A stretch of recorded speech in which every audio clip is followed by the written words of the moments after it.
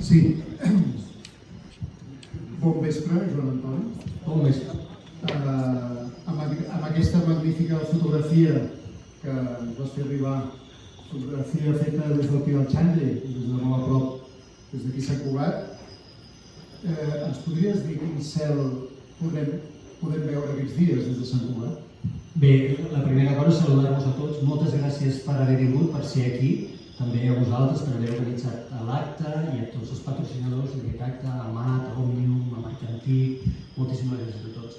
Doncs sí, és un cel. La qüestió és que a vegades pensem que aquests cels no són possibles des dels entorns urbans, i sí que ho són.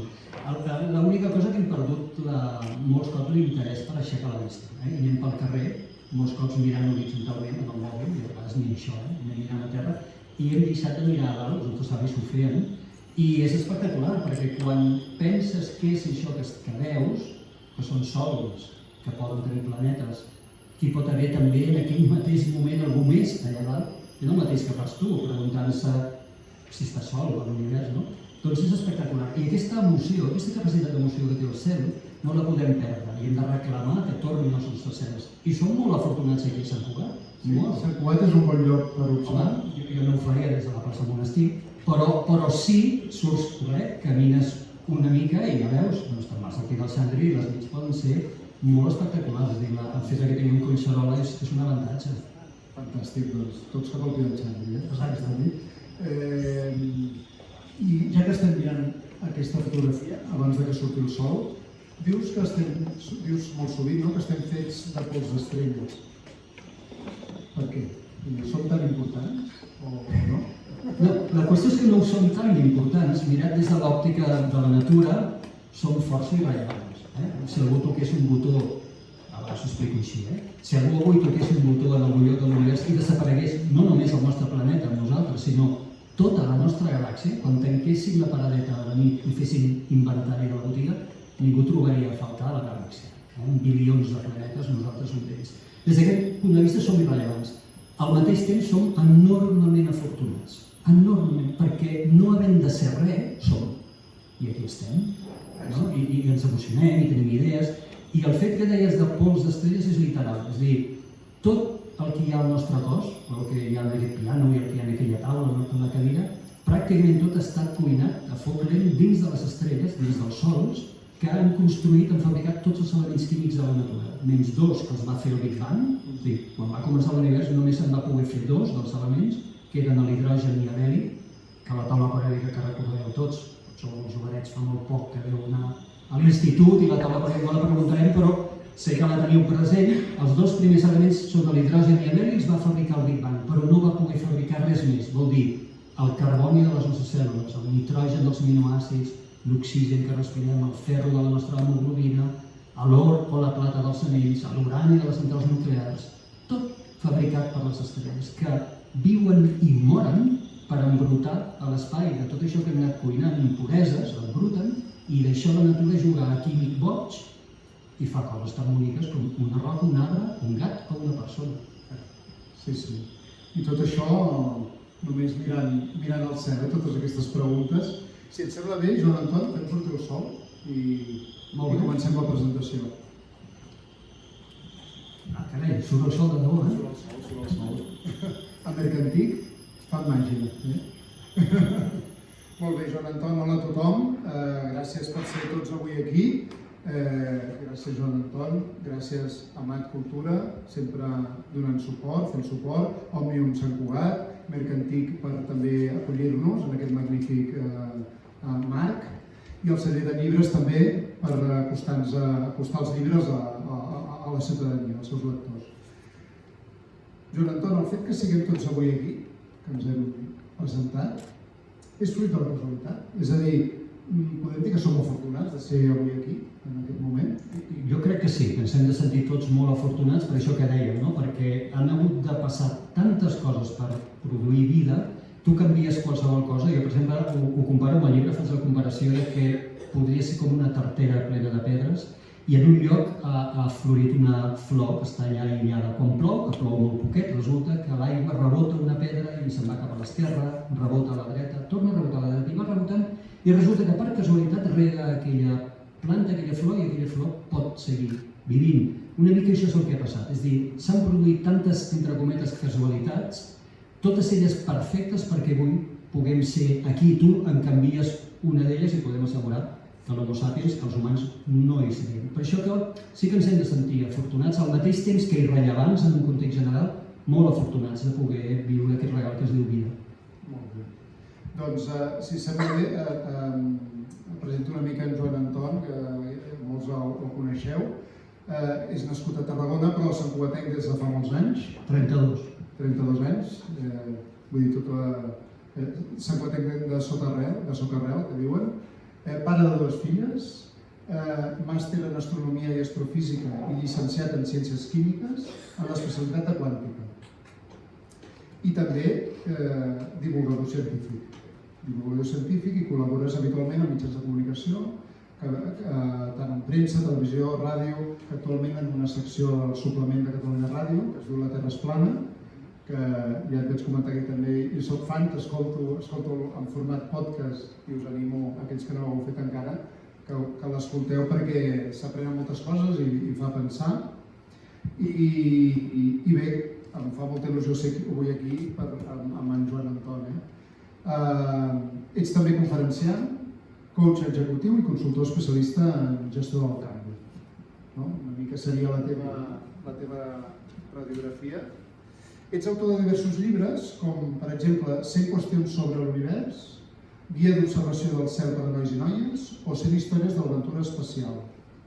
No me'n deixo algun? N'hi ha algun, sí, una col·laboració que vaig fer amb RBA National Geographic, que es diu La evolució de les estrelles, i el meu primer llibre, que va ser autoeditat, jo li tinc molt de carinyo, va ser el meu primer, però no es pot comprar. És de col·leccionista.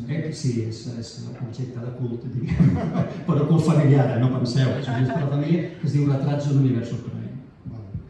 I el llibre que ens porta avui aquí, que és Una breu i atzarosa història de la vida.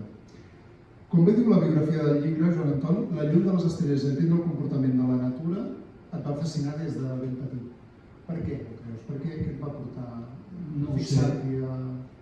Jo tinc records que amb la meva mare n'hem parlat molt, del moment en què, no sé, jo recordo de sempre fascinar-me mirant les pampallugues de les estrelles, potser tenia 8-9 anys. Per la meva mare hem acabat dient, m'ha acabat confirmant, que va ser als 9 anys, que va ser als 9 anys que em vaig construir el primer telescopi, que allò no se li podia dir telescopi. Per tu segurament era... Sí, jo gaudia molt, però t'haig de dir que veia millor els estels per fora del tub que per dins del tub, però per mi ja era espectacular, no? Fer-lo amb cartró i amb un llenç d'un microscopi, amb colors d'un microscopi desmuntat. Això més o menys devia ser cap als 9 anys. I jo, no sé, el que sí que tinc record és de mirar al cel i això, les pampallugues dels estels que em portaven a la imaginació mons, no? Com seran aquells mons? Llavors ja quan vaig entendre que allò eren sols i que per tant podien tenir planetes, ja la meva imaginació es va desbordar, absolutament. Llavors com serien aquells planetes, si podria haver vida, no sé, de ben petit. I no només l'astronomia sinó la ciència. Era el moment en què teníem, a les cases teníem les famoses enciclopèdies, doncs jo de ben petit les agafava, m'era igual quin agafava ni tampoc quin volum agafava, em seia al sofà i anava passant pàgines. Tot allò que portés una fórmula química, una fórmula matemàtica o física o coses de l'univers, em quedava allà a mirar. Molts cops m'hi podia llegir perquè no entenia exactament què deia, però no sé... Sí, això de sempre, la ciència m'ha enganxat de sempre. Molt bé. Doncs avui, com dèiem, presentem el teu últim llibre, Una breu i atzarosa història de la vida, i el subtítol també posa Des del moment zero fins al planeta que habitem avui, on ens expliques la història de l'univers i tots els fenòmens que han permès l'aparició, com deies, i el desenvolupament de la vida i de l'home. És un llibre de divulgació científica, perquè amb l'objectiu que arribi a tots els públics, que d'una manera molt entenedora ens parla de física, de química, de biologia, de geologia i inclús de filosofia. Una mica sí, també.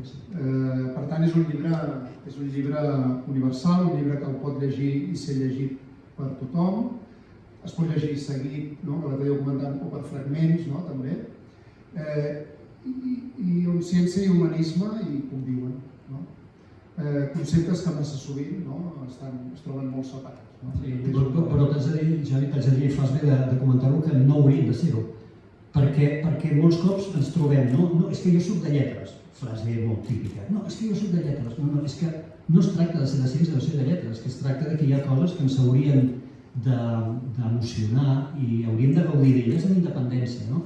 I la ciència, el pensament humà, la filosofia, l'humanisme, estan tots molt units. Si rebobinem el passat, els pensadors grecs eren alhora científics, filòsofs, pensadors, i una mica, no és que potser no podem recuperar aquells temps, perquè avui el coneixement científic és molt gros i necessitem especialització, però des del punt de vista del públic sí que necessitem poder agafar mirades amples, perquè si no ens perdem coses. I llavors, soc de lletres, què vol dir? Que, per tant, renuncies a gaudir de pensar en la vida, per exemple, de com t'ha construït la natura, oi que no vols renunciar a aquest gaudiment?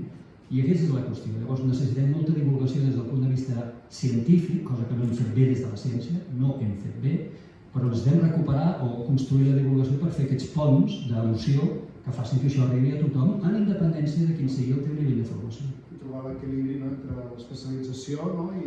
L'especialització està molt bé per la gent que es vol especialitzar, no sé, els científics que investiguen o aquelles persones molt interessades en un tema, però des del punt de vista del públic en general hem viscut d'esquenes, és a dir, i el pecat és de la ciència, perquè és la ciència la que no ho ha sabut fer bé.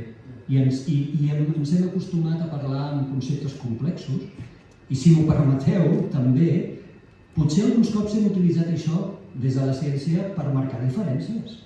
Per dir, no, és que jo soc científic, i per tant jo utilitzo una sèrie de terminologia molt complexa.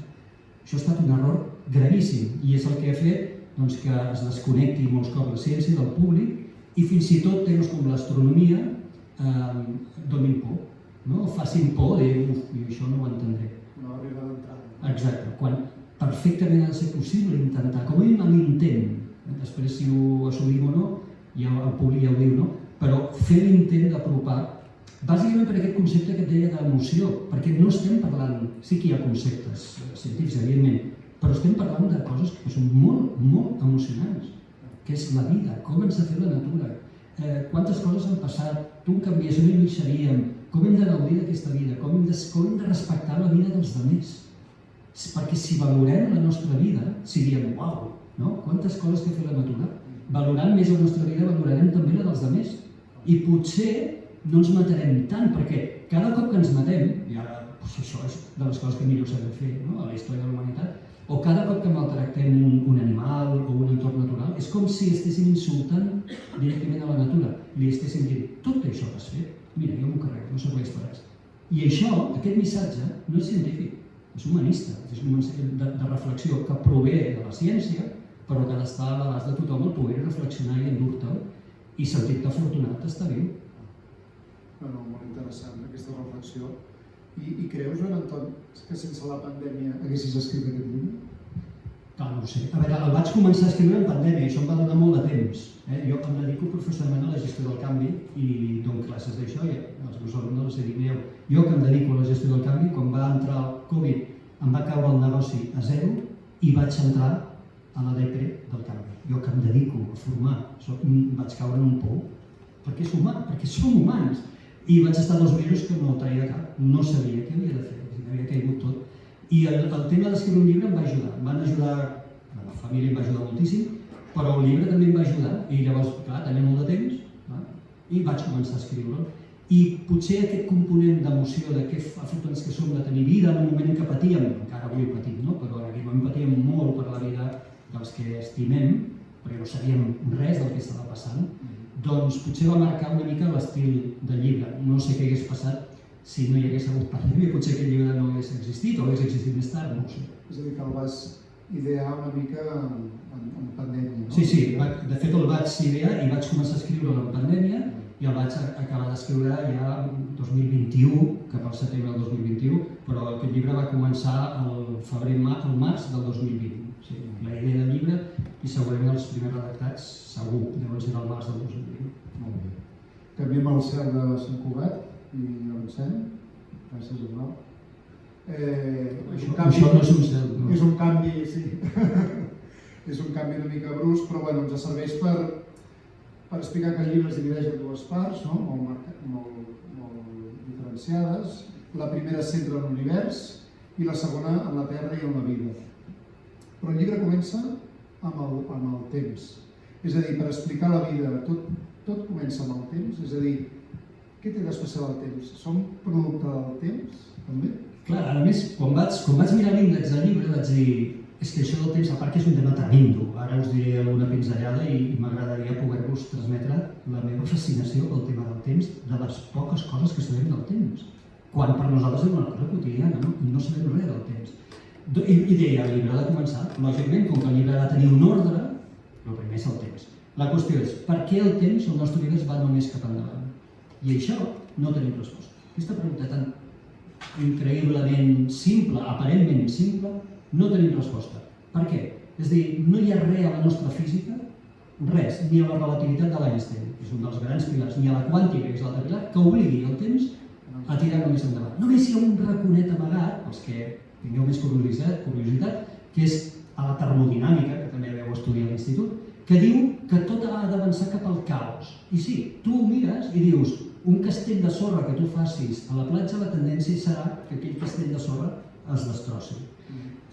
Una copa sobre una taula, la tendència que tindràs de caure i de trencar-se. Mai al revés, mai veuràs els vidres aixecar-se de forma espontània i crear una copa. No sé, l'altre exemple és una habitació d'un adolescent, no? Cap al caos constant. I la qüestió és que tu hi has d'aplicar energia per tornar a construir el castell, has de posar-t'hi. Per endreçar l'habitació has de posar-t'hi. No? Per la copa, per tornar a ajuntar aquells vidres, has de posar-t'hi, has de fabricar. No? Has de fer una despesa d'energia. Això ens marca una direcció. Això ens marca el que anomenem la fletxa del temps. Tot avança cap al caos, cap al desordre. Però podria no haver estat així. No descartem que hi pugui haver altres universos, simplement per una redundilitat, jo sempre dic, per què hem de pensar que el nostre univers és únic, no? Poden haver altres universos, i de fet la física ho permet, on el temps pugui anar cap al davant o cap al darrere. Simplement que en aquests universos no hi hauria vida, no hi pot haver vida, perquè tu i jo avui som aquí perquè vam néixer abans, no? I vam fer una convocatòria, vull dir que la fletxa del temps ens dona un ordre, una seqüència d'esdeveniments. Tu trenques aquesta seqüència i ni els àtoms no existirien, no existiria la vida. I això és fascinant. Per tant, és la primera regla de joc, no? La primera. Vivim en un univers on el temps, per caprici, només va cap endavant. Això és afortunadíssim. Sí. I... Per cert, permetem una cosa que ara està pensant. Som uns viatgers en el temps. Això és molt xulo de pensar. D'on és possible els viatges en el temps? Sí. Ara mateix estem viatjant en el temps. Estem viatjant constantment cap al futur. A una velocitat que és avancem un segon cada segon que passa. Cada segon que passa avancem un segon cap al futur. La vida és un viatge en el temps. No podem parar, no es pot aturar el temps. I això és la vida. La vida al final i nosaltres som uns viatgers. Som els viatgers en el temps. Per tant, estaríem dins d'aquest vehicle, no? Sí, constantment. Anant cap endavant. Cap endavant. Molt bé. Passem a la següent diapositiva, la següent part. Aquí. Abans, això és una taula periòdica que la meva dona és geòloga i en una paret de l'habitació dels nens els hi va penjar. Perfecte, molt bé. Jo, sí, però costa a mi. Abans ho has introduït, el tema de la química. Al llibre hi dones molta importància. És a dir, per entendre-ho, serien com els ingredients de la vida? Sí, clar, si tu mires, tot està fet d'àtoms. De fet, creiem que quasi tot, tenim algun dubte d'alguna coseta que hi ha per allà a l'univers que no acabem de conèixer, però sí, tot està fet d'àtoms i els àtoms al final són elements químics, són els que, per exemple, ens fan a nosaltres, no? Abans ho dèiem, la química del carboni és la que forma les nostres cèl·lules, els nostres aminoàcids amb el nitrogen, l'oxigen, el ferro, l'hemoglobina, el calci, el magnesi dels ossos, el sodi, el potassi, que són els que permeten reaccions que els permeten a les neurones fer els impulsos elèctrics, etc. Al final és com una recepta de cuina. Jo molts cops ho explico així i a les conferències ho dic i dic, va, anem a fabricar una personeta de 3 quilos de pes i anem i ara sempre dic, mira, a mi de petit em van dir que les nenes i els nens es portaven les cigonyes, després de més gran vaig aprendre una altra forma de fer nenes, més divertida, i aquesta també és molt divertida. Vas al súper de la natura i compres un seguit d'ingredients. 1 quilo 800 grams d'oxigen, 800 grams, 1 quilo de carboni, 800 grams d'hidrogen, 24 grams de fòsfor, 34 de potassi, 22 de sodi.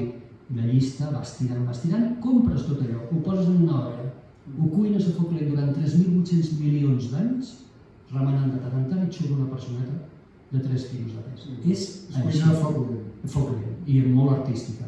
És així. I al final, és això, nosaltres som unes aconseguit àtoms, tot això d'aquí, o la major part dels àtoms que hi ha aquí, i el que ha fet la natura és de químic boig, o de superquímic intel·ligent, no? Perquè ha aconseguit una recepta màgica que es diu vida, segurament de forma casual, que ha permès que tu i jo estem aquí i que, bueno, tot el que veiem, tot el desplegament d'espècies vives que hi ha a la Terra.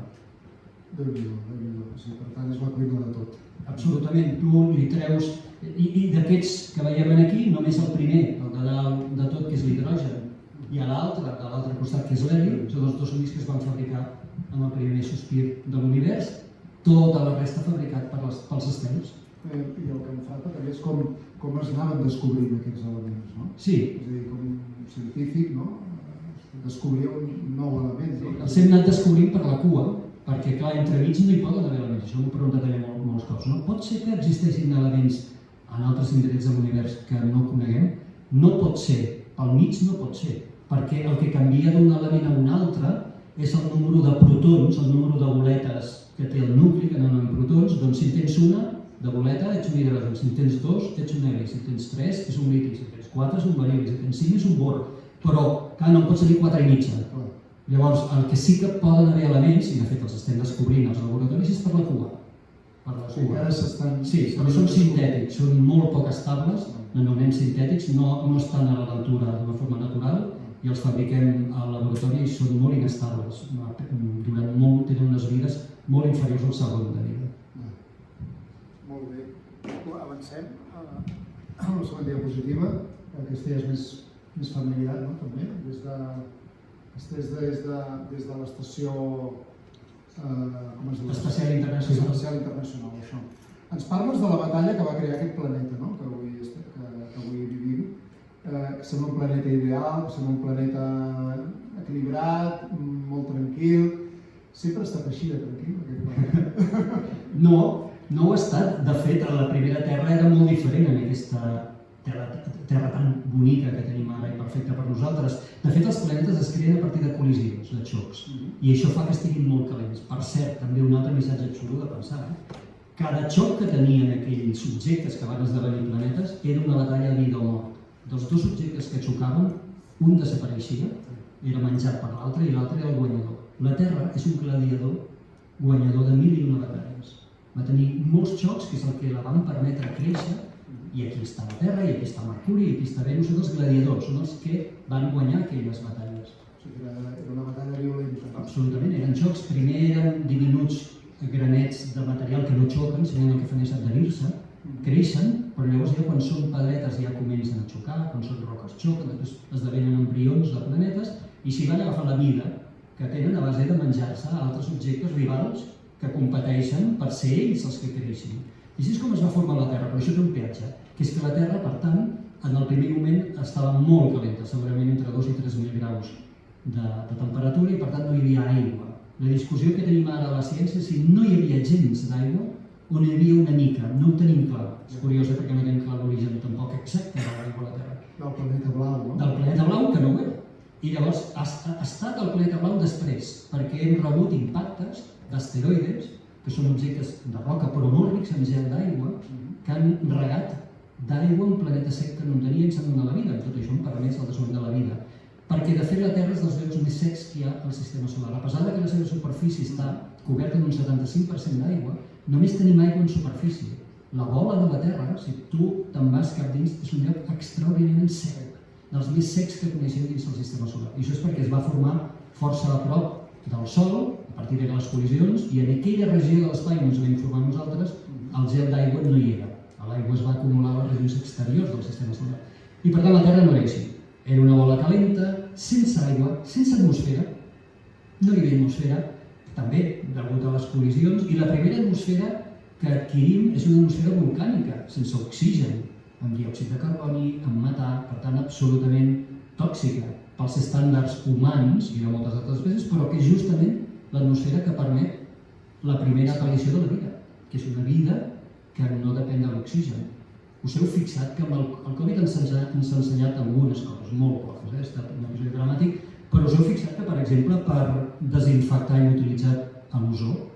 L'ozó és un derivat de l'oxigen, és un oxigen. L'oxigen és antivida, és l'element oxidant per excel·lència, esterilitza la vida, és antagònic a la vida. I aquí estem nosaltres habituats a viure en un món que té un 20% d'oxigen, però la vida va aparèixer sense oxigen. I de sobte, quan van aparèixer els primers microorganismes, que eren els cianobacteris, que van començar a fer la fotosíntesi i a carregar d'oxigen a l'atmosfera, es va produir la primera gran extinció massiva de vida a la Terra. Perquè pràcticament van desaparèixer un munt d'espècies que L'oxigen va... Clar, els va eliminar, no podien viure. I la vida que va ser resilient i va continuar, es va adaptar a viure en un entorn d'oxigen. Aquí estem nosaltres i tota la vida, quasi tota, també hi ha molts organismes encara que no viuen en oxigen, que els tenim en llocs anaeròbics.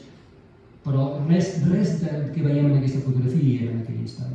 I llegint el llibre, a mi m'ha passat que s'ha caigut un mit d'aquests que tenies, que el planeta blau era el planeta de l'aigua, i això no és així. I després que estem a dins d'un planeta on l'exterior és molt hostil, gràcies a les capes protectores que tenim a l'atmosfera, etc. Però que la sensació que dona és que estem aquí ben protegits. Sí, de fet, aquesta fotografia deies, és des de l'estació espacial, és una vista bonica, ja pagaria jo per poder-la tenir, però si ara l'astronauta que ha fet aquesta fotografia girés i mirés cap a la direcció contrària, veuria l'univers absolutament buit, fosc i fred. I és això, l'univers és dramàticament complicat per la vida i nosaltres aquí estem molt protegits per una atmosfera que no només ens dona l'oxigen per respirar, sinó que ens està aturant partícules que arriben de l'espai i del Sol i que són letals, que produeixen mutacions a l'ADN i que sense aquesta atmosfera la vida a la Terra seria completament diferent. Tenim camp magnètic, fem excursions sense endur una brújula, però això és perquè la Terra funciona com un imant, té camp magnètic i aquest camp magnètic novament ens protegeix de partícules que venen de l'espai. Sense aquest camp magnètic la vida seria diferent. Mart no té camp magnètic, quan feu la motxilla per anar a Mart no agafeu brújula, no us funcionarà. Si aneu a la Lluna tampoc cal que l'agafeu la brújula perquè no hi ha camp magnètic. La vida, quan els humans habitem Mart, haurem de protegir-nos de moltes coses i una de les que haurem de protegir-nos és d'aquestes partícules que arriben de l'espai perquè no hi ha camp magnètic per protegir. Per tant, això és casa, però casa en tots els sentits del valor, com quan som peques i juguem i diem casa, doncs això és casa, aquí estem protegits. A la que surts, fixa't, l'estació espacial només està a 400 quilòmetres d'altura, això són 400 quilòmetres, no és res, 400 quilòmetres posats en horitzontal és menys de la distància que entre Barcelona i Madrid. No és res, i en canvi posats en vertical és vida o mort, és dins o fora. És brutal, perquè estem allà en un raconet, en una boleta, que la veiem blava quan no ho era, amb aigua manllevada, que no hi era, i en una atmosfera que tampoc no hi era, i allà estem, protegits. Per tant, això ens fa ser encara més humils amb aquestes ínfules de conquerir l'espai. Absolutament. De totes formes, jo sempre fixa't que jugo amb aquesta paradoxa o contradicció entre la humilitat, no som rei, i tant que som, i el salari de la vida. Mira, jo molts cops explico que si ells existeixen, ens miren i ens tenen enveja coixina. Segur. I deuen pensar, aquests humans, quina sort que tenen, d'habitar un planeta.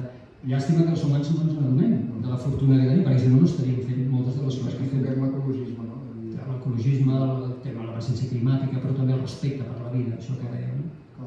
I amb aquestes dificultats, aquest cúmul de coincidències que fa que aquest planeta sigui així i gràcies a que és així som, creus que hi ha vida complexa, que dius a altres llocs? Ja m'agradaria. De fet, a vegades penso que és probable que jo mori sense aquesta resposta, sense haver-la pogut saber, i em sap molt de greu. Clar que sempre podríem posar un llindar de la ciència i dir, ai, em moriré abans de saber això, quin greu que em sap, sempre en podríem trobar un. Però aquest a mi em dol especialment. És a dir, jo estic quasi convençut, també per un tema de probabilitats i d'humilitat, de que la vida ha d'existir a fora. No sóc l'únic que ho creu, de fet, jo diria que la major part de la comunitat científica ho creu. La vida elemental, per suposat, La vida intel·ligent és més complexa des del punt de vista que han hagut de succeir moltes més coses perquè aquella vida simple evolucioni, però també per probabilitats no hauríem de descartar que existeixi allà fora.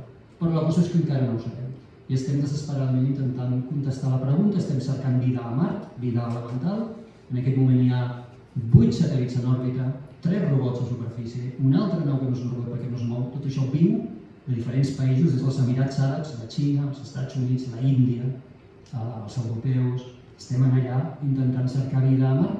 I després tenim orelles parades a l'espai. Tenim radiotelescopis intentant captar senyals de civilitzacions possiblement extintes que haurien deixat anar els seus senyals i que un dia ens pot arribar. És com viure en un univers que és un oceà duríssim, però n'hi ha ampolles de nàufrags, amb missatges dins, i que un dia pugui arribar una ampolla a la teva platja i aquell dia contestes d'entrada ja immediatament la pregunta de si la vida pot existir. El dia que t'arribi, el dia que ens arribi un senyal de fora que inequívocament sigui civilitzat, imagina't una seqüència de números primers, això no ho pot produir la natura, aquell dia de sobte ja tenim la resposta.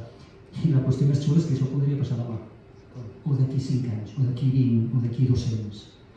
I això dius, quina llàstima, que passi, que passi. Per la seva intriga està... I també la seva cosa interessant d'enigma, perquè us imagineu l'ús que en farem el dia que arribi aquest senyal? Quin mal ús que en farem? Políticament, religiosament, econòmicament, com manipularem, perquè els humans som així, com utilitzarem aquest senyal? I possiblement potser la natura, que és supersàvia, i igual diu, no els envio encara aquest senyal perquè aquests humans no estan madurs, la veritat no estan madurs. És com una mica quan l'home va saber que la Terra dona voltes al Sol o que era rodona, no? Són aquells canvis de paradigma que fa. Imagina't el dia que diguis, ara ja definitivament sabem que no estem sols. Doncs això, quantes estereotips pots trencar, quantes coses pots desfer i al revés, quantes en pots crear, quants interessos pots crear, què farem ara en aquest senyal, com el comunicarem, quin partit en traurem, quin rendiment li traurem, qui són ells, ens estan observant... Ens oblidarem més de nosaltres, no? Un perill que hi ha, un perill que hi ha. Això també, mira, això ens passa molt amb Mart. Quan pensem en l'habitabilitat de Mart, jo et deia abans, no tinc dubte que l'home acabi habitant Mart, això ho tinc claríssim. Sí? Sí, no, això ho tenim a... Mira, el viatge a Mart el veurem, si tot va bé, a començaments, meitat de la dècada vinent, tot i que fa 2 dies la presidenta de SpaceX, sabeu, la companyia Elon Musk, doncs la presidenta ha afirmat que abans que acabi aquesta dècada SpaceX enviarà l'home a Mart. Està fent de Kennedy. Abans que acabi aquesta dècada enviarem una fita. Jo crec que és màrqueting, però en tot cas estem això, a 10 o 15 anys de veure la humanitat posar el peu a Mart. I potser estem a 50 o 60 anys només de veure ja assentaments permanents a Mart. Sí, això serà per mi un fet. I això està bé, és com l'abans, mentre es faci sostenible, en pau, solidari, etc. No? Això és el dubte. Però la qüestió és que hi ha gent que diu molt bé, doncs Mart és el bot salvavides de la Terra. No, que se n'oblidi tothom. No hi ha bots salvavides de la Terra. La Terra no n'hi ha una, aquesta. Clar que habitarem altres planetes, però mai cap serà la Terra, mai cap serà el lloc que ens ha vist néixer, el lloc on ens hem cuinat durant 3.800 milions d'anys i que ha fet que estem adaptats. Clar, que jo m'emocioni, estimi i pensi i m'empreni de la forma com ho faig perquè m'ha fet la Terra així, i això és casa nostra. Per tant, habitarem altres planetes però no podem canviar el focus de protegir la versió 1, que és aquesta. És un perill que tenim, perquè podem dir desesperats per la complexitat de l'emergència climàtica, podríem dir no hi ha res a fer i posar les nostres esperances a fora. Per mi això seria un perill. Ara m'estic pensant quan es fan parcs naturals. Mira, a partir d'aquí delimitem, això és un parc natural, per tant, allà està salvat, vol dir que l'altre podem fer el que vulguem. Exactament. Fixa't-hi com som els humans, és increïble. Els tractats d'utilització, els tractats internacionals de les Nacions Unides, de com utilitzar l'espai en pau, es van fer a finals de la dècada dels 60 del segle passat. Aguanta. I pràcticament no s'han tocat. Hi ha un statement, hi ha una declaració que diu que queden prohibides a fora de la Terra les armes de destrucció massiva. És una paradoxa tremenda. A fora queden prohibides. No seria més fàcil prohibir-les aquí? I dius, que increïbles que som. Tenim un arsenal nuclear que és capaç d'extingir-nos seqüencialment diversos cops. I ara sí, el que hem aconseguit és pactar que a fora no. Aquí sí, aquí ens seguim matant, però a fora no hi ha armes de destrucció massiva. Vull dir, som increïbles. I serem, dius, no?, que podem ser la propera extinció massiva, no? Bueno, de fet, nosaltres, això seria la que molts científics diuen que som dins la sisena. Ja coneixem 5 grans extincions massives per restes geològics. La darrera va ser la dels dinosaures, fa 66 milions d'anys, que va extingir el 85% d'espècies vives. Molta gent pensem només en els dinosaures, va extingir el 85% i ens va dur la vida, perquè no érem res. Mira, aquí tenim el desmondar humà, no? Però abans hi ha hagut extincions molt més massives. N'hi va haver una fa 242 milions d'anys que es va carregar el 95% d'espècies vives. És que pràcticament va esterilitzar. Què passa? Que molts científics pensen que estem en plena sisena extinció massiva, la provocada pels humans. Vol dir que quan ja no hi estiguem aquí, ja no hi hagi humans, d'aquí 100 milions d'anys, i ens visiti algú de fora i revisi geològicament la Terra, trobarà restes de 6 grans extincions massives, la darrera provocada per nosaltres, que estem extingint milions d'espècies. També a les escoles ho hem d'explicar bé, perquè normalment la primera imatge que et ve és la de l'os panda, o la del rino, o la de l'elefant. No, on estem fent el gran mal és amb els insectes, les plantes, els peixos. Calculem que de seguir aquest ritme, l'any 2050 hi haurà més plàstic als oceans que peixos. El 2050, això ho tenim a tocar. Amb massa, amb pes, hi haurà més plàstic que peixos. És a dir, que el mal l'estem fent molts cops a espècies que no hi parem atenció. No només a les grans espècies. I això és un efecte dels humans, ja irreversible en molts sentits, però no podem renunciar a minvar el nivell, l'evolució, no? I a no revertir-la, no podem, però sí a intentar-la minvar. Avui ha sortit la notícia de l'Amazones, no? El tant per cent, no?, que des d'aquests últims 5 anys que s'ha reduït Sí. Era com mitja illa de Mallorca. Sí, de fet ho vaig calcular i ara no voldria enganyar, però cada minut al món desapareixen com 40 boscs equivalent a 40 estadis de futbol americà. És increïble. Jo recordo una vegada que vaig fer aquest comentari que una persona em va dir «Bueno, jo entenc, però és que ja als boscos n'hi ha molt més que això». Ja sí, però és que la qüestió no és que n'hi hagi molts més. La qüestió no hauríem de desaparèixer. És a dir, en un moment en què estem intentant combatre el canvi climàtic, una forma que tenim de combatre és recuperar els boscos, no precisament eliminar-los, perquè els boscos no només són el pulmó que ens dona l'oxigen, que sí, però després és un mecanisme natural de fixar els gasos d'efecte hivernacle que estem emetent a l'atmosfera, com el diòxid de carboni, que el que fan les plantes amb la fotosíntesi el fixen amb estructures cel·lulars, amb cel·lulosa, amb glucosa, amb els components vegetals. Perquè és un procés natural de reduir, de lluitar contra el canvi climàtic. Per tant, la qüestió no és si hi ha molt de bosc o poc, la qüestió és que no ens l'hauríem de carregar. Aquesta és la qüestió. Tens fe en l'home? Clar, a veure, el que jo penso és bastant irrellevant des del punt de vista global. Jo soc optimista, perquè ho soc de mena. A més, us haig de dir que jo prefereixo ser optimista. Sempre ho explico així perquè els optimistes vivim feliços fins que ens la paguem, no? Però és que els pessimistes viuen torturats constantment. Jo prefereixo ser optimista. Tinc els meus dubtes de que ho sabrem fer bé. De fet, tenim moltes raons per pensar que no ho farem bé.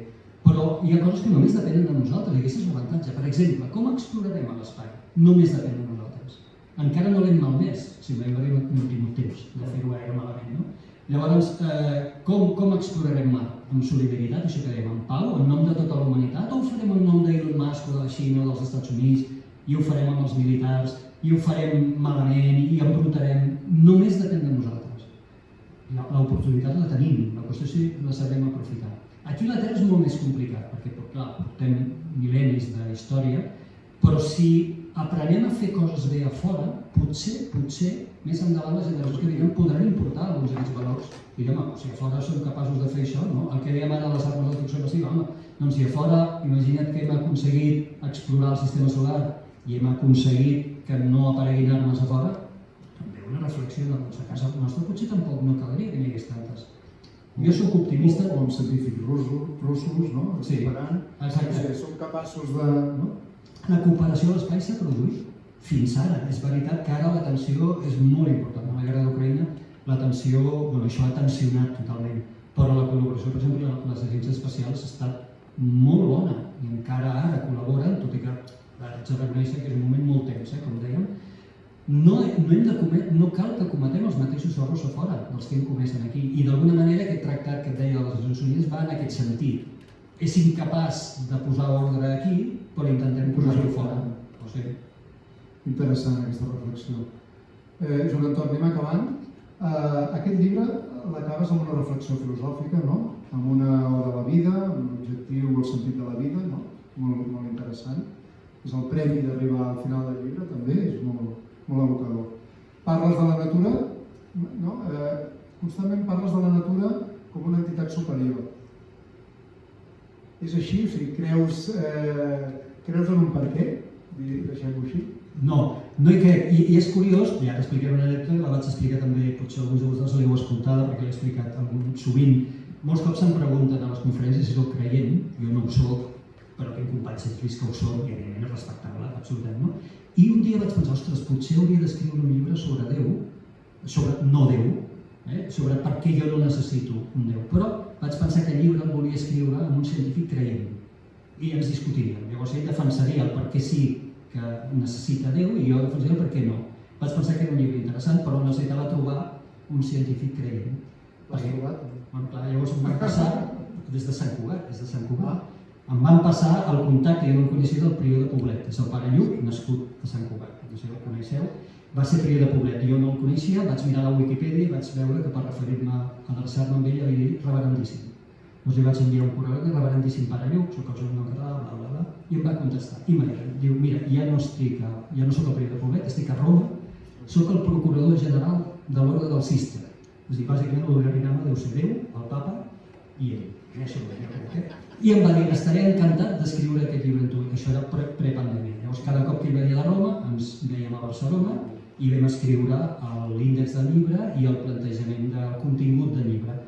I és un tema interessant, no hem arribat a escriure aquest llibre. Bàsicament, us haig de dir també humilment, que és que perquè l'editorial no el vam presentar, se'l va llegir i va dir, escolta, és que no us discutireu. Com que no ens discutireu? No, perquè el que ell li diu Déu, tu li dius natura. És això que deies. Però l'ètica és la mateixa. L'ètica que hi ha al darrere és la mateixa. I el lector el que voldrà trobar és marro i no hi haurà marro. I em van dir, només el necessitem amb ell per escriure el llibre.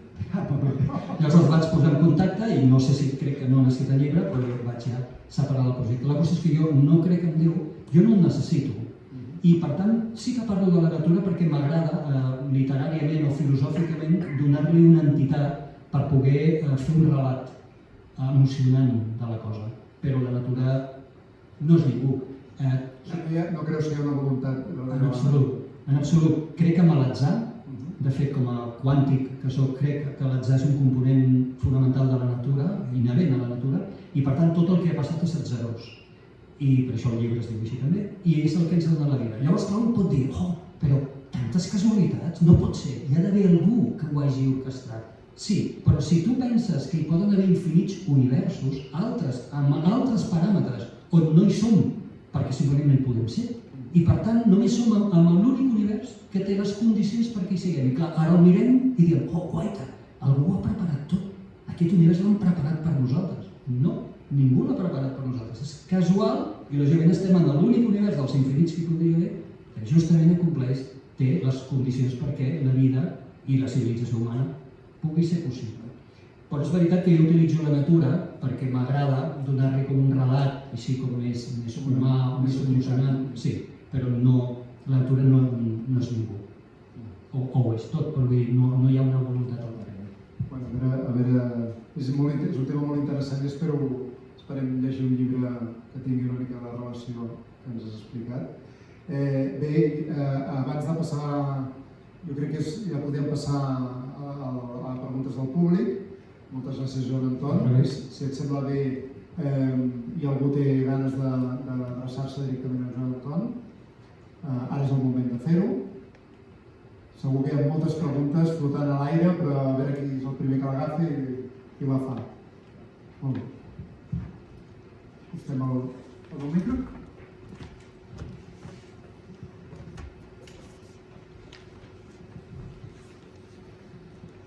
Hola, bona tarda. Hola. Soc Joan Bordes. Relatiu a la que has explicat el tema de l'oxigen, no es comet un error fins ara. No s'hauria de pagar per l'oxigen? empreses com siderúrgies, com automobilístiques, hi ha un consum de l'oxigen, no?, per tirar la vida endavant. I és l'únic que no es paga, suposo. Es paga pel petroli, es paga per altres coses, però per l'oxigen no es paga. Seria una possible solució? Home, no sé, jo la veritat, d'una forma molt humil, el meu coneixement de la macroeconomia, de com organitzar-la, a mi jo crec que potser la cosa no seria tant pagar per l'oxigen, sinó que seria pagar per les coses que ens fan oxigen. És a dir, el que dèiem, la reforestació, no? Pagar perquè part dels nostres impostos, jo prefereixo que part dels meus impostos no se'n vagin a construir màquines de guerra o a la despesa militar i vagin, per exemple, a plantar més boscos, que seria com pagar per l'oxigen d'alguna manera. Però per mi l'oxigen és un component en el que hem nascut. A mi em semblaria com estrany pagar per aquest oxigen, però sí per les coses que fabriquen oxigen o que no el malmeten. Això sí que hauríem de pagar. De fet, ho estem fent. El que passa que, com deia, part dels nostres impostos estan anant a pagar coses que segurament si ens preguntéssim exactament, ens diguéssim a l'escandall d'en què es va cada euro que paguem, possiblement demanaríem canvis importants. És a dir, perdoneu només una cosa, soc molt bel·licista en això, quina paraula bel·licista que utilitzo quan soc pacifista, però de fet, fixeu-vos, la reacció que hem tingut és curiosa. La primera que hem tingut a la guerra d'Ucraïna a la Unió Europea ha estat una declaració de la Unió Europea, el seu president, dient que ens havíem d'armar més. Com? És a dir, no estem prou armats? No tenim demostracions de que armes justament ens en sobren? Que és que si en lloc de 2.000 tancs en tenim 2.010, algun país que ens vulgui envair s'ho pensarà més perquè en tenim 2.010 en lloc de 2.000? És això el que estem dient? Quan el que hauríem de gastar més és en cultura, en ciència, en benestar, en salut, en infraestructures, en serveis. Increïble. Per tant, perdona que t'hagi portat cap allà perquè em sento més còmode parlar d'això que de pagar per l'oxigen, però seria com dir, jo prefereixo que no es pagui per l'oxigen, però sí que pagar per coses que facin més ús de l'oxigen o que en produeixin més. Moltes gràcies. A tu.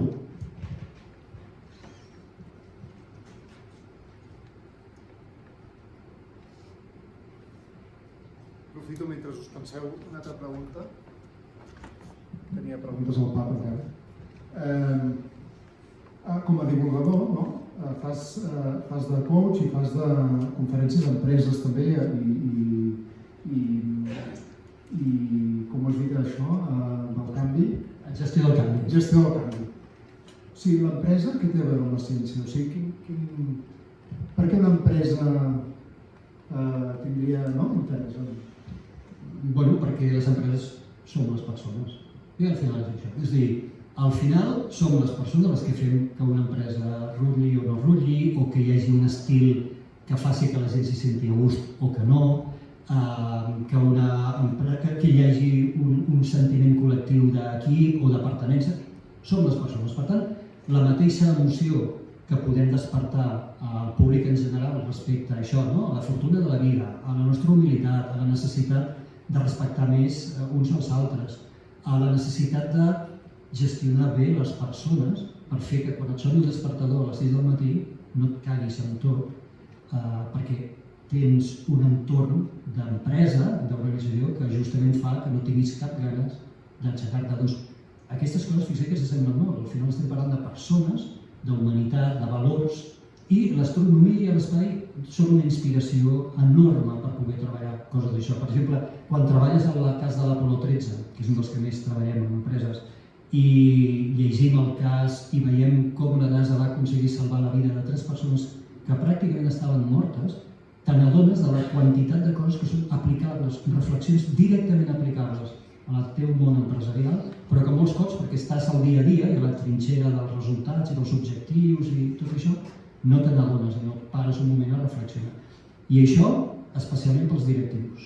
Especialment pels directius perquè som els que d'alguna manera tenim la màxima responsabilitat, per això ens han format i per això cobrem més i tenim la responsabilitat de crear aquests entorns més personals, més col·laboratius, més humanistes, que sembla que la gran empresa això ho ha perdut una mica. I això els que hem treballat a la gran empresa ho veiem.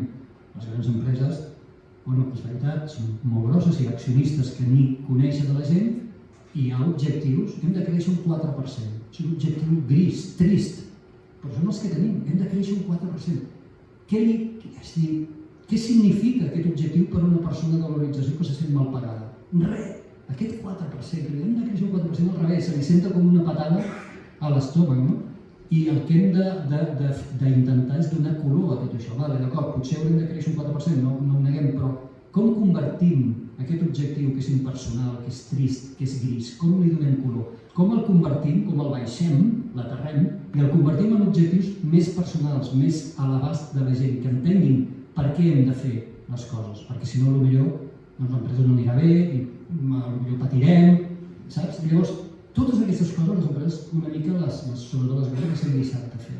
I l'astronomia i l'univers és una forma com de fer una autocrítica sense començar dient que dolents que som a l'empresa i flagel·lar-se, permet anar de forma indirecta, no veure un cas de la NASA i veure les cagades potser que van fer que morissin 7 persones al Challenger o a l'accident del Columbia, i mentre estàs discutint de com de malament ho va fer la NASA, i ens va preguntar, escolta, i nosaltres com estem fent? Som millors que la NASA? I llavors allà és quan pots començar a treballar coses més de l'organització. És un element inspirador i facilitador. Molt interessant, molt interessant. Segur que hi ha moltes preguntes. Sí.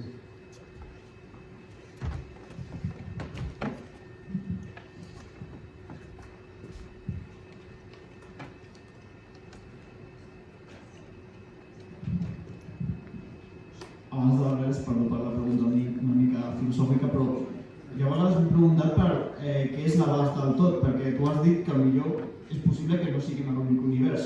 Quants n'hi ha infinits. Llavors, si n'hi ha infinits, també crec que hi haurien infinits universos on la vida fos possible, infinits universos amb les mateixes lleis físiques i infinits universos en els quals jo estigués fent la mateixa pregunta al mateix. I també hi ha infinits universos on totes les combinacions de lleis físiques serien possibles. Llavors, al final, què és tot? La frase tot és possible seria certa? Sí, des d'aquest punt de vista de sí. Ara et contestaré una mica més en concret, simplement dir-vos que no li doneu gaires tons en aquestes coses, perquè no dorms. Jo ja fa molt de temps que ho he après això, ja m'hi he acostumat. Clar, és això, fixa't, des d'un punt de vista de la mecànica quàntica, que com deia abans és un dels pilars fonamentals de la nostra física, l'atzar és un component inherent a la natura i per cada decisió que es produeix a l'univers hi ha també un altre camí perfectament possible que segurament l'univers també recorre. Quan dic cada decisió, no és que quan vaig conduint i en un semàfor decideixo tirar a l'esquerra hi hagi un altre univers on decidiré tirar a la dreta. No és això. És que cada micropartícula que hi ha a l'univers, cada decisió que aquella micropartícula fa, ara gira cap a la dreta, doncs hi ha un altre univers on aquella partícula gira cap a l'esquerra. Això ho diu la quàntica. Això el nostre cervell no ho pot, no és impossible, peta, fa puf. Llavors per això us deia que mantenim així, ja està, i passem a la idea següent. La qüestió és que la natura no té per què ser simple pels humans. Jo per mi aquesta és la clau. És a dir, els humans, fixa't que no sabem viure amb el caos i ordenem la natura. Creem famílies, grups, classes, categoritzem, a la biologia ho fem, a la física ho fem, tot. Però la natura no té per què ser ordenada, ni té per què ser senzilla pels humans. La natura és com és, punt. I nosaltres som molt humils. Si ens poguéssim mirar l'univers des de fora, potser ho entendríem millor. Ara ho entenc. El nostre univers és així, mira, i allà n'hi ha un altre. I allà n'hi ha un altre, però això no ho podem fer. I per tant estem com condicionats a viure en un món que té 3 dimensions espacials i una temporal, no ens podem imaginar més dimensions. A l'infinit, el concepte infinit no ens el podem imaginar, és un concepte que no podem imaginar-lo, i per tant això ens condiciona, ens limita a entendre conceptes com aquests, però que perfectament poden ser possibles. Per què? El Big Bang comença a posar en moviment el nostre univers i el comença a expandir. Què hi havia abans del Big Bang? Pot haver altres llocs on s'estiguin produint Big Bangs? Pot ser que hi hagi altres regions dins del nostre univers on l'univers, que sabem que s'està expandint, en aquella regió no s'estigui expandint i s'estigui col·lapsant? Per què no? Perquè només dir no seria un pecat d'humilitat, crec. Seria el pecat que hem fet sempre. Primer vam dir que la Terra era al centre, després vam veure que no, després vam dir que el nostre sistema solar era l'únic, vam cremar fins i tot a Giordano Bruno a la foguera al 1600 cap per avall, el vam cremar, per dir que potser hi havia altres planetes amb humans a fora, el vam cremar. no sé si hi ha humans, encara no ho sabem, però en tot cas sabem que hi ha altres planetes. Després vam creure que hi havia només una galàxia. Això ho va creure Einstein. És a dir, vull dir, no eren 4 friquis, és que estem parlant de la història de la humanitat. I ara sabem que hi ha milers de milions de galàxies. I ara pensem que el nostre univers és l'únic. Per què? No? Per què no n'hi poden haver altres en altres paràmetres? Però el que dius tu és cert, és a dir, podríem fer la roda aquesta d'infinit, infinit, infinit, i podria haver infinits jo contestant aquesta mateixa pregunta a tu i també contestant-la d'una forma una mica rona diferent. No ho sé, no li he donat gaires tots, però jo penso això, jo penso que la nostra comprensió de la natura és poca perquè estem humilment condicionats pel lloc on vivim, en les 3 dimensions. Gràcies. De res, a tu.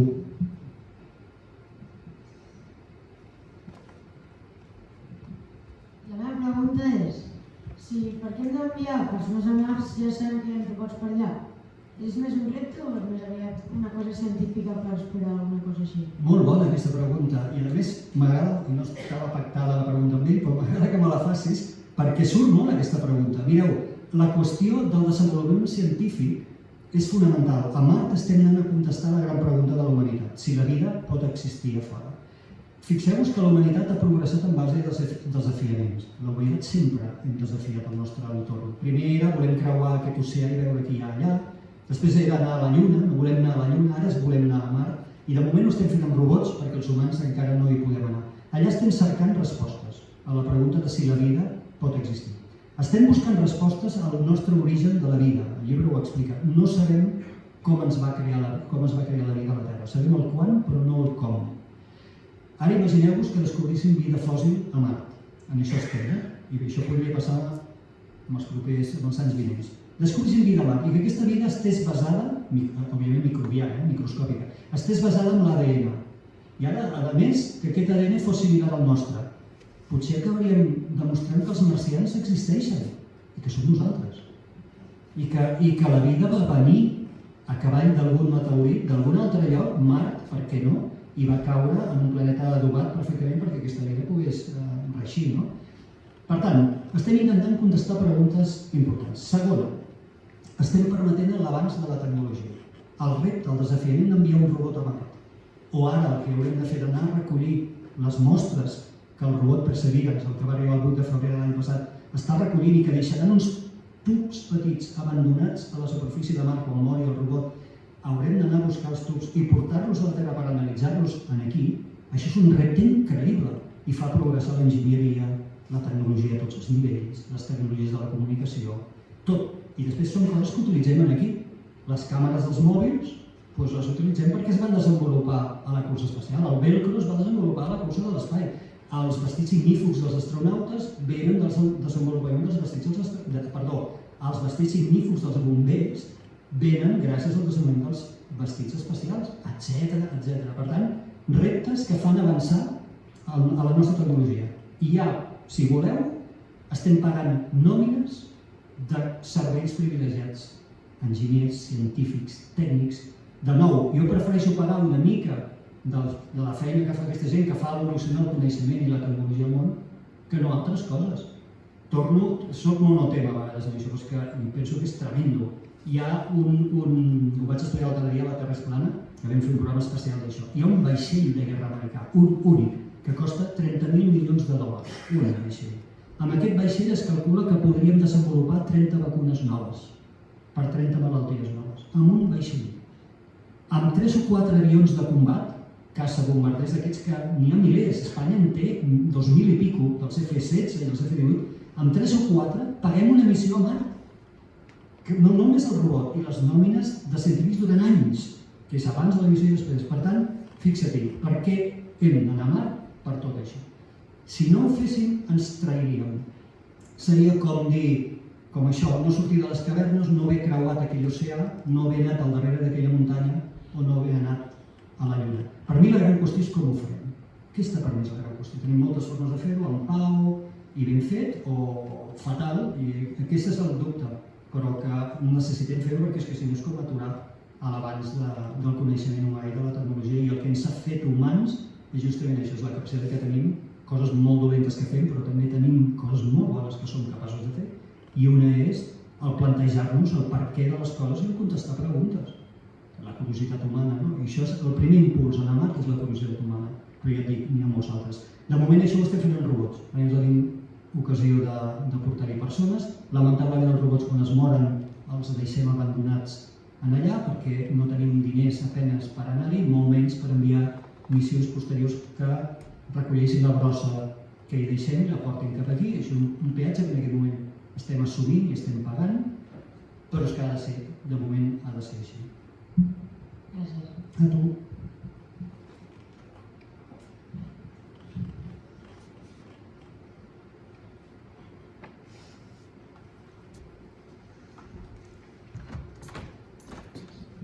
Alguna pregunta més?